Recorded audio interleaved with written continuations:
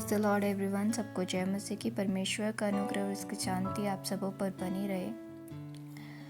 आज का जो विषय है वो है हमारी चिंता, हमारा सताव, हमारा डर। और जो कुछ खुदावन ने मुझे सिखाया मैं आपसे भी शेयर करूँगी। जब हम पाप में थे तो खुदावन ने हमें कैसे निकाल ले आना, उसके बाद आज अगर हमारी ज़िंदगी में परेशानी भी आती है तो हमारा हर मसीह का मुझे लगता है यही सवाल होगा कि खुदा जब तूने हमारे लिए कलवरी क्रूस पर लहू बहा दिया, सब कुछ कर दिया, तो फिर अब ये परेशानियां हमारी ज़िंदगी में क्यों। मेरे भाइयों और बहनों, मैं आपसे यही कहना चाहती हूँ, जो खुदावन ने मुझे इस विषय में, क्योंकि ये सवाल आपकी तरह मेरा भी था, खुदावन ने मुझे ये सिखाया कि कैसे मुझे अपनी परिस्थितियों में लड़ना है, क्योंकि हम सब एक परमेश्वर के क्या है, योद्धा हैं। मेरे भाई और बहनों, जब मैंने एक युद्ध के बारे में पढ़ा, यहोशापात का युद्ध, आप सब जानते होंगे, तो उस टाइम पे वो कैसे डर गया था। जब हम दूसरा इतिहास 20 का 3 अध्याय देखते हैं तो यहोशापात क्या हुआ, डर गया।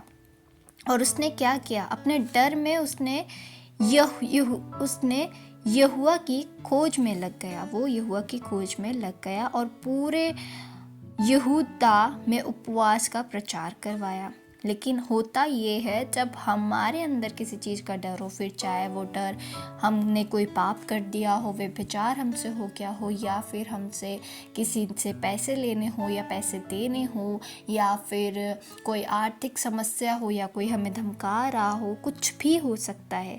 तो उस टाइम पे जब मैंने यहाँ पर देखा, तो यहोशापात की ज़िंदगी देखी, तो उसने क्या किया, उसने अपने डर में कहीं जाकर खुदावन को कोसा नहीं, कुछ नहीं किया। उसने क्या किया, सारी जगह उपवास करवा दिया।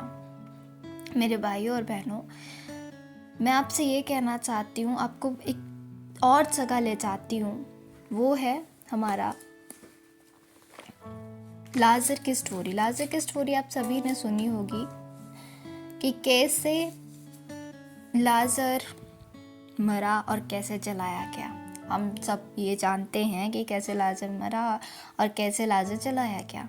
लेकिन आपने कभी गौर किया है यूहन्ना 11 का, जहाँ पर बात होती है कि जब यीशु मसीह, यूहन्ना 11 का 28 अध्याय जब हम पढ़ते हैं कि यीशु रोया। आपको पता है मेरे भाई और बहनों, आज शायद आपके साथ कुछ ना कुछ, कहीं ना कहीं कोई चीज़ होगी।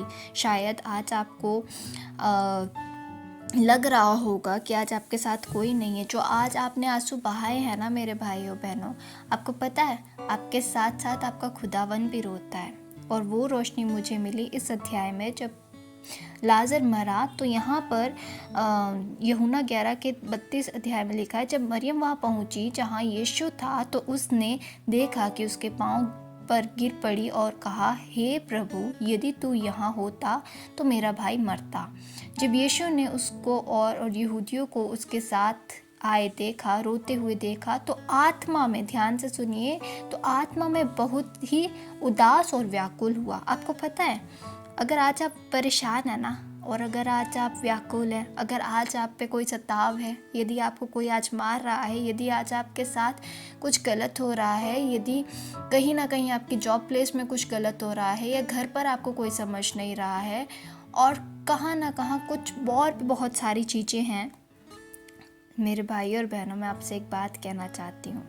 हमारा परमेश्वर जो हमें, जब हम पापी ही थे, तो वो हमें तब भी बचा ले आया। तो आज अगर हम दुखी हैं, आज हमारे अंदर किसी चीज़ का डर है, या आज हम किसी चीज़ के बारे में सोच रहे हैं, तो मेरे भाइयों और बहनों, वचन कहता है कि यदि आज हम उदास हैं तो वो भी हमारे साथ उदास होता है, वो भी हमारे साथ व्याकुल होता है। पर एक चीज़ का ध्यान रखिएगा, जिस प्रकार यहोशापात ने अपने दुख में कुड़कुड़ाया नहीं, पूरे यहूदियों के साथ उपवास किया। आप सब जानते हैं उस युद्ध में क्या हुआ था, वो अमीर हुए थे, ना कि गरीब हुए थे। मेरे भाई और बहनों, जीत यहोशापात की हुई थी। उसी तरीके से यदि आज आप कहीं किसी परिस्थिति में हैं, तो एक बात जान लीजिए, आपके लिए आपकी जीत पहले ही हो चुकी है। वो है, परमेश्वर ने अपना बलिदान दे दिया है, अपना कलवरी क्रूस पर लहू बहाया है मेरे और आपके लिए। और आपसे एक और बात कहूँ, आज जो उसका हाथ है ना, यदि आपको लगता है ना कि खुदावन मुझे भूल गया है, तो उसे याद दिलाओ कि खुदाया देख तेरा हाथ, उसमें मेरा नाम लिखा है, देख ज़रा मुझे और मुझसे बात कर परमेश्वर। आज मेरे साथ कोई नहीं है, लेकिन मुझे पूर्ण विश्वास है तू मेरे साथ है, तू मेरी ढाल है, तू मेरी चट्टान है, तू योद्धा है। तू जिस तरीके से मिस्रियों को मिस्रियों में से इज़राइलियों को बाहर निकाल ले आया, लाल समुद्र को मूसा के द्वारा पार करवा दिया, तो आज इस परिस्थिति से तू हमें क्यों नहीं निकाल सकता। वो सब कुछ कर सकता है, उससे सामर्थ मांगे। आप परमेश्वर के योद्धा हैं, आप हारिए नहीं, और योद्धा कभी हारता नहीं। डैनियल की ज़िंदगी देखिए, वो 3 बार परमेश्वर के पास जाता था, लेकिन उसने जब परिस्थिति आई तो उसने फिर भी परमेश्वर का इनकार ना करके दुआ करी, और किस तरीके से शेरों की मान से उसे निकाला गया। बहुत से उदाहरण हैं, आप सब जानते हैं बाइबल में।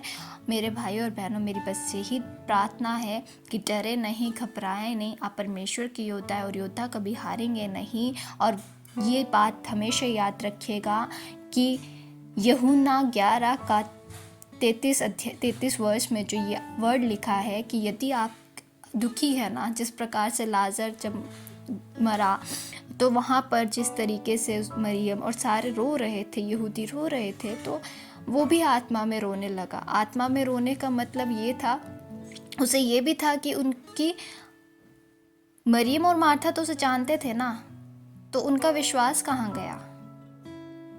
मेरे भाइयों और बहनों, अपने विश्वास में स्थिर रहे, दृढ़ रहे, और अपने विश्वास में कमज़ोर ना होए, और परिस्थिति कैसी भी हो उसमें उसके वचनों पर लगे रहें और उसकी ओर बढ़ते रहें। यही मेरी प्रार्थना है।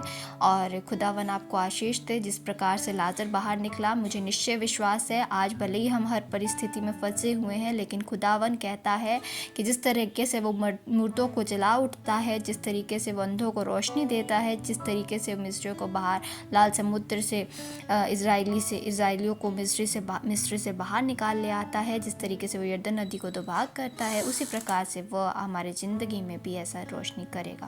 प्रभु आपको आशीष दे, और आपकी हर परिस्थिति में बस एक चीज़ का याद रखें, आप योद्धा हैं, और अपने विश्वास में स्थिर रहे, दृढ़ रहें, और उस पर विश्वास करें, उपवास करें। जिस प्रकार यहोशापात ने कि उपवास नहीं हो रहा है, तो खुदावन आपकी फिर भी सुनेगा, क्योंकि यदि आप उसकी ओर दृष्टि करेंगे, क्योंकि जिन्होंने उसकी ओर दृष्टि की उन्होंने ज्योति पाई, और उनके मुख कभी काले नहीं हुए, उन्हें शर्मिंदा नहीं हुए। प्रभु आपको आशीष दे। सारा आदर सारी महिमा प्रभु को मिले। बिनती उद्धार करता है यीशु मसीह के नाम से, इस वचन के द्वारा जो कोई भी आप सुन रहे हैं, प्रभु आपको आशीष दे।